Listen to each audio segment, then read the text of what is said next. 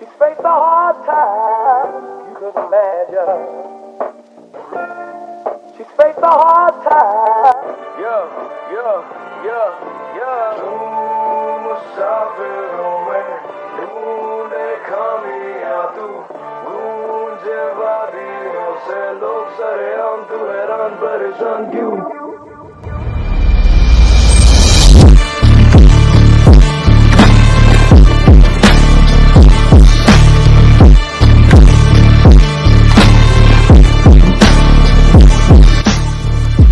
So by now you must have basically understood who is the person whom I am going to interview today. This person requires no introduction, and this person also exemplifies best quality teaching, especially in the field of Indian economy. Today we have Mr Basava Uppin. So Basava, how are you and how are you feeling today? I'm good, sir. Thank you. Wonderful. So UPSC mains has been conducted. Indian economy, GS Paper-3, if I talk about that. What is your first impression about the paper? How was the paper? Was it in accordance with trend? Were there any kind of surprises? What are your impressions? Just share them. Sir, the GS Paper 3 with respect to Indian economy, it was along the expected lines, both in terms of the weightage given to the Indian economy as well as weightage given to different themes within the Indian economy. For example, within GS Paper 3, last 2 to 3 year mains examination, we have seen that the overall weightage which the Indian economy gets is around 100 to 110 marks. Okay. And even this time also in mains, we had 110 marks asked from Indian economy. Secondly, if you see within the Indian economy, there are certain themes on which UPSC has repeatedly asking a lot of questions. For example, if you look at the theme of agriculture, food processing sector, public distribution system and land reforms. These are the things on which UPSC has asked 50% of the questions in the Indian economy. Like we had 50 marks for these themes in the last 2 to 3 year mains examination, and the same trend has continued this time as well. So that is why I say that there are no major surprises in terms of weightage given to Indian economy and in terms of weightage which the UPSC normally gives to different themes. Now there's one question that actually continues to bother me because we interact with so many students.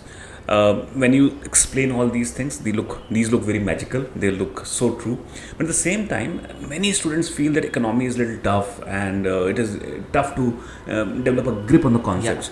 So what is your suggestion for them? How can they develop good grip on the subject? And or rather I will say they can fall in love with the subject just like you have fallen for the subject. Yeah, sir, I think the first thing which people have to get rid of is a preconceived notion that Indian economy is tough. If students are reading Indian economy with this kind of preconceived notion that it is a tough subject, then obviously it is going to become tough for them. So I guess Indian economy is rather one of the most interesting subject provided the students have the conceptual understanding. Okay. If you start getting that conceptual understanding, I would say that Indian economy will become the most interesting and probably their favorite subject. Okay. So first thing is I would suggest get rid of this preconceived notion.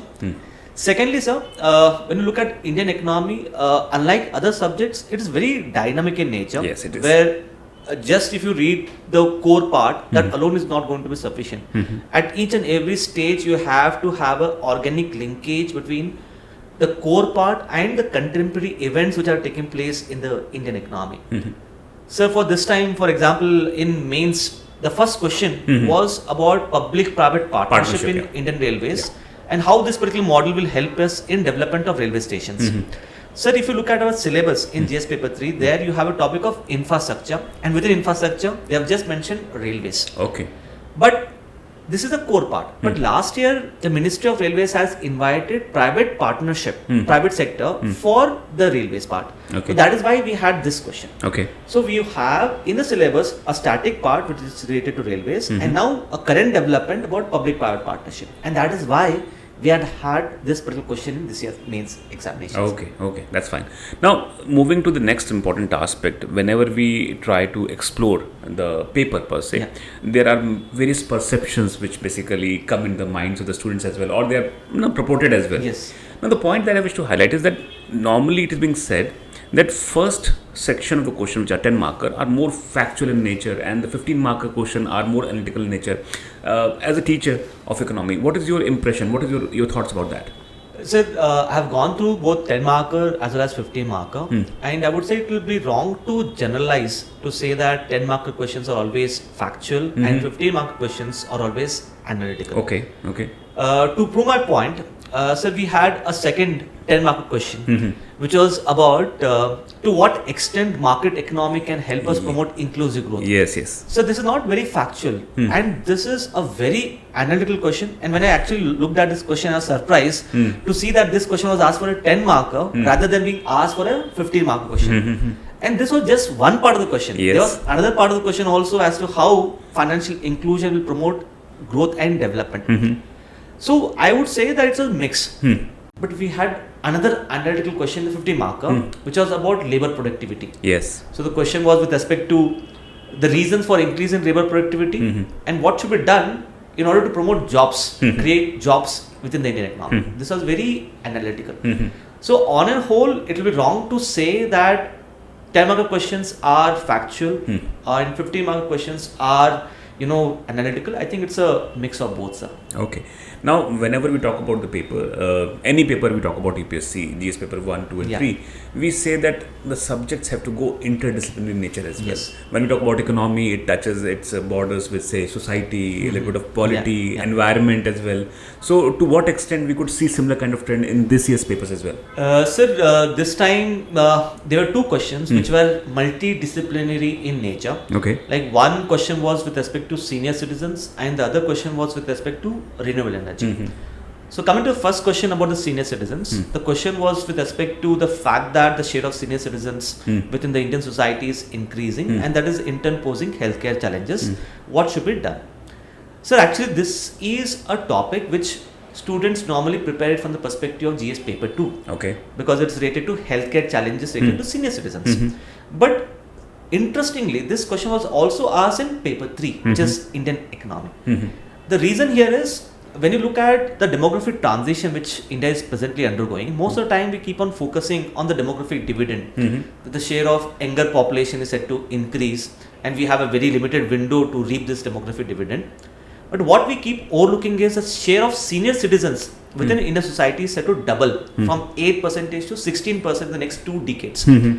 And right now the notion as such is the senior citizens are seen as a kind of burden on any society.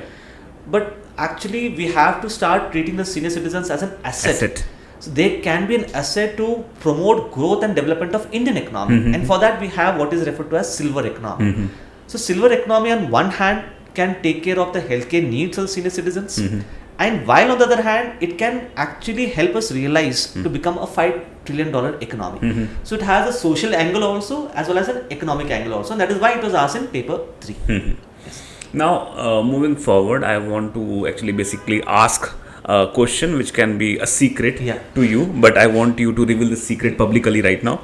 So when we look at the paper this year, we can see that whatever we have taught through foundation, through our QIP classes, more or less the entire paper is covered from our classes in that sense. So what was the secret? How could you actually decipher the mindset of UPSC and could create such a wonderful strike rate? What was the secret? Just tell me that. So at the outset, I would like to say that it's very, very difficult to outsmart UPSC, but this was the time where we have been able to do that. So we had like 9 questions asked in Indian economy in GS paper 3 and almost like 9, I would not say questions, themes were covered in our ecosystem. So our ecosystem basically includes our foundation classes, then we have the mains campus, mains revision classes and the mains test series.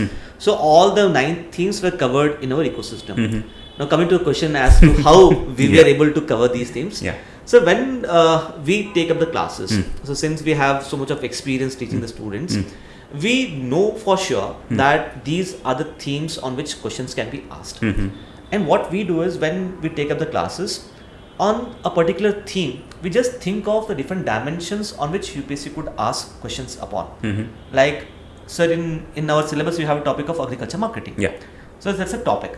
So with respect to agriculture marketing, I don't think UPSC could ask questions apart from the challenges, initiatives and what strategies would have to be adopted to improve the agriculture marketing. So if you have that kind of holistic and comprehensive understanding about a particular topic, that is more than sufficient and that is what we do in the class. And that time what we also do is we tell the students that with respect to each of these dimensions, say dimension related to challenges, dimension related to initiatives, dimension related to strategies, just know 5 to 6 points.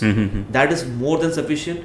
And if you know 5 to 6 points, you can actually do wonders. Yeah. So it's like if UPSC is asking a question, a very broad question about agriculture marketing.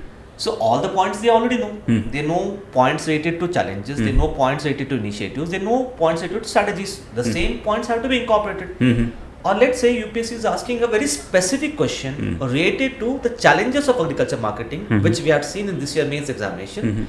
They just have to zoom in into that particular aspect or that particular dimension of challenges of agriculture marketing. So it's like you have to zoom in certain places and you have to zoom out from certain places. For that, what you need to have a holistic and comprehensive understanding. I think whenever we talk about economy, we talk about microeconomy and macroeconomy. This is like getting into a topic in terms of micro mode, Yes. and then having a holistic picture, Yes. the complete picture, how it is interrelated to other aspects and field. That is the key. Yes. And when we talk about the strike rate, it is basically the themes and the way Yes. it has been communicated. Yes. And if themes are communicated properly, people can write any answers. Yes, true. That's so wonderful. I think this is something which is going to help the students to understand how to approach economy as a subject as well. Exactly, sir. Now, there is one question that I'm going to ask. It is especially for those people who somehow are not part of RAU'S ecosystem. If they have to prepare economy as a subject for perspective of prelims as well as mains, what is the advisable approach from your side? How can they do it? So as far as prelims examination is concerned, they first need to know the weightage which the Indian economy gets, and within the Indian economy, which are the major themes which are important. So that's the first thing they have to know. So broadly, from last 4 to 5 years question paper, prelims question paper, we'll get to know that the overall weightage of Indian economy is between 15 to 20 questions. And out of these 15 to 20 questions, the theme which gets a maximum weightage is the theme of banking and finance. Yeah. So this has chapters such as RBI, monetary policy, capital market, money market, financial inclusion. So when they are studying Indian economy, they have to give more prominence to this particular chapters, that is chapters related to banking and finance. So first they need to know the relative importance, because unless you don't know what is important, you can't approach Indian economy. Of course. That's the first thing. And as far as sources are concerned, students who don't have any foundation as far as Indian economy is concerned, I would advise them to start off with the NCERT textbooks, because that will build the base. Basic foundation. Yeah, so they can start with class 11th and class 12th NCERT textbooks on the Indian economy, and once they are feeling thorough with the NCERT textbooks, then they can take up the prelims compass. And the prelims compass, we have put in so much of hard work, wherein what we have done is everything related to one chapter, both from the perspective of core as well as current affairs, we have put in one particular chapter. Okay. So something related to RBI. So everything related to the core part of RBI plus the current developments related to RBI will find it one place, Okay. which you otherwise won't find it in the standard textbooks. So that we have done in the prelims compass. So first one is they can start going to NCERT textbook. Second, they can start going to the prelims compass. Third, keep on attempting the previous year prelims questions. And fourth and most important is, as I keep saying, economy is very dynamic in nature. They have to keep correlating the core part to the current affairs. Like we are now coming across the news about rupee depreciation. Yeah. Every day it is a news. So now RBI is taking a lot of steps to control rupee depreciation. And if you look at the previous year prelims questions also, the questions are centered around this particular theme only. Yes. The questions have been centered on the theme of what factors lead to rupee depreciation, what actions RBI is likely to take to rupee depreciation, what are the effects of rupee depreciation. These are the questions on UPSC have been asking. Exactly. So this is as far as prelims examination is concerned. And as far as the mains examination is concerned, sir, the syllabus, as you know, is very vast. The students, the first mistake which they commit is they think of mastering the syllabus on their own, or they think of preparing notes on their own, which is undoubtedly a very, very time-consuming exercise. Okay. So what I suggest is, we already have the mains compass, which I would say as a one-stop material as far as the mains preparation is concerned. So they can start reading the mains compass, and for the validation also, they can have a look at the previous year questions and then look at the content which is there in the mains compass. Most of the questions could have been answered by going to the mains compass. So I think mains compass is one which they can actually start off with. Okay, I think this must be solving the problems of all the people who are either part of RAU'S ecosystem Yes, or even outside as well. Outside as well. Then they will be, their problems will be addressed, and if they want to reach out to us, they can always reach out to us by through our help desk Yes. and try to understand how they can do better. Yes. Thank you, Basava, for sharing all this wisdom and knowledge. I hope that this will benefit the students tremendously, and all those students who are studying from you, they will of course be benefited in that sense. Thank you. Thank you so much, sir. So this was Basava Uppin, who basically exemplifies best teaching in economy, and he was sharing his feedback about UPSC mains paper, GS paper 3, from the perspective of Indian economy. And I believe that this must have benefited you in terms of understanding the nature of the paper. Now, if you want us to keep on creating content like this, you have to do something. You have to like, you have to share, you have to comment, and you have to subscribe our channel if in case you haven't done so far. For more such videos, stay tuned.